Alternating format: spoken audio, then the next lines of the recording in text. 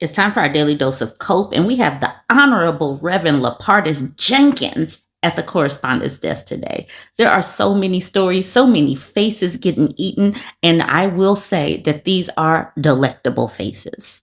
This story actually warmed my heart. This is a January 6er. His name is It's Me JD. He says, so I got a gig for a commercial and was extremely excited to be finally getting back to filming. Spent half the day shooting and had a great time with the crew. They were all extremely professional. Had that things are finally getting back to normal feeling. But I get a phone call from my agent letting me know they will not be using my spot and that they will be having to reshoot with a new client because they can't have someone who is an influencer for January 6th. Then they go on to tell my agent she should have told them about me being a January 6er. This is the unfortunate norm for us January 6ers, aka felons, insurrectionists. Will we ever have closure? Will January 6th always be a stain on our lives? It's a great thing I have God that is bigger than all of this. As for me, I will continue to move forward. You deserve to have, this should be a scarlet letter on your chest. And I love this for you. It's me, JD. So I saw this in The Leopards Ate My Face. So I go over to his page over on the Twitter. And they are just over there feeling sorry for him. And he is just such a victim. This woman says, I'm sorry that happened, JD. I know firsthand how hard it is for us to get and keep jobs, even for misdemeanor defendants like us. I'm still fighting to rebuild too. And I love that for you, Danine. And then It's Me, JD says, we shouldn't have to be fighting this hard, but just wait. We will be victorious. And then she says, from your lips to God's ears, bro, because they are just such victims.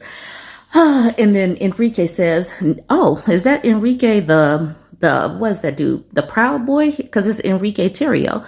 Name the company that did this. I'm not going to name the company because I don't care. This is what he has earned. And those people don't have to have a failed insurrectionist that got pardoned, even though they're a felon. So there you have it. That one, I love that one. And I wanted to start the day with that good news. This was also posted in the Leopards Ate My Face subreddit with the title, They Only Wanted Your Vote, Homie. So this person whose name they didn't give says, I'm a Republican. I'm a follower of Jesus Christ. Yes, go JC. I am a supporter of Turning Point. Ew.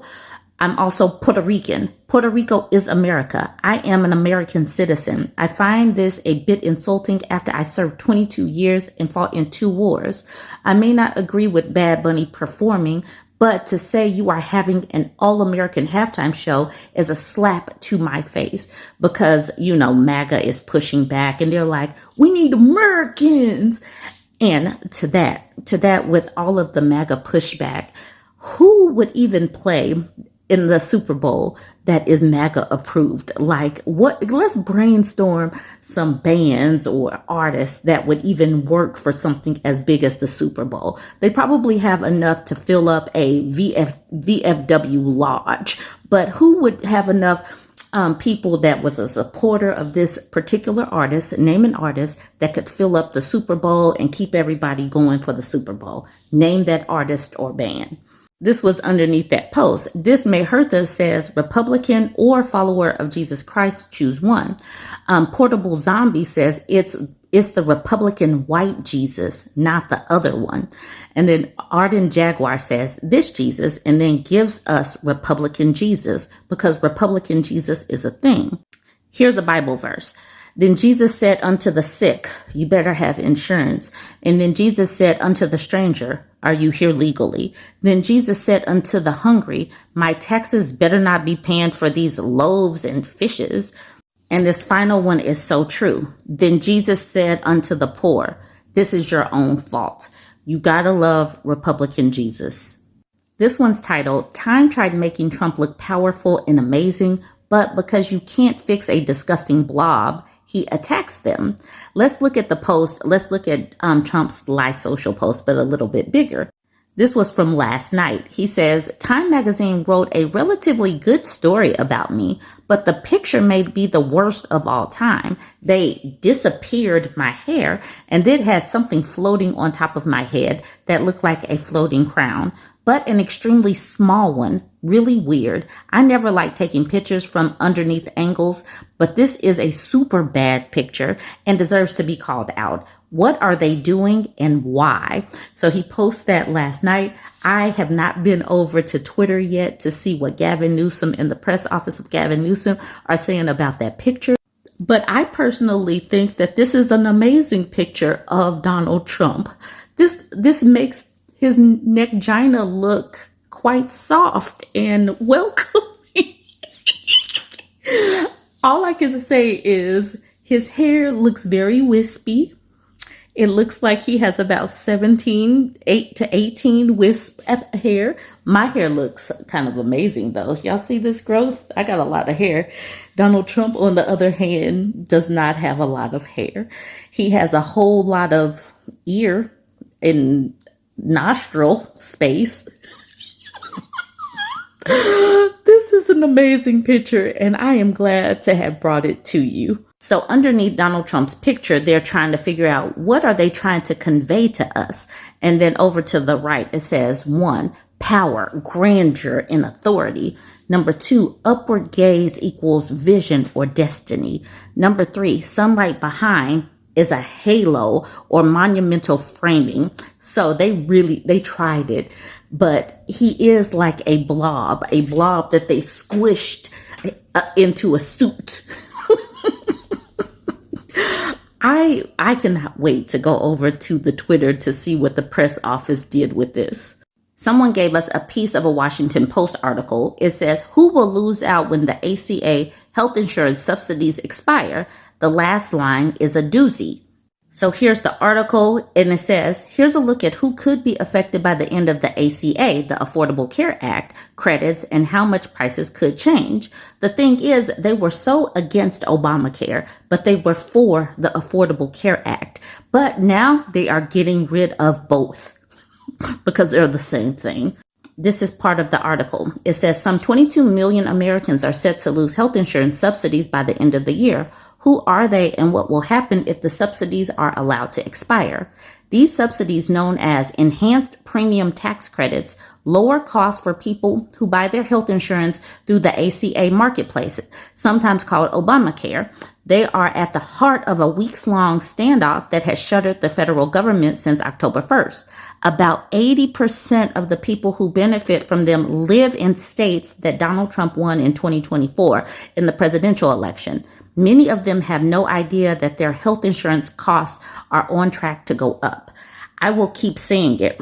The Republicans are the real death panels. They want to get rid of these people because their voters are typically old, poor, and unhealthy. They're about to expire a lot of people, and these people voted for it. Last week, I talked about this phone call from this woman named Samantha, and I'm putting Samantha in quotes. Now, I did not play the video, and I'm going to play the video after I share with you some of the comments underneath this post.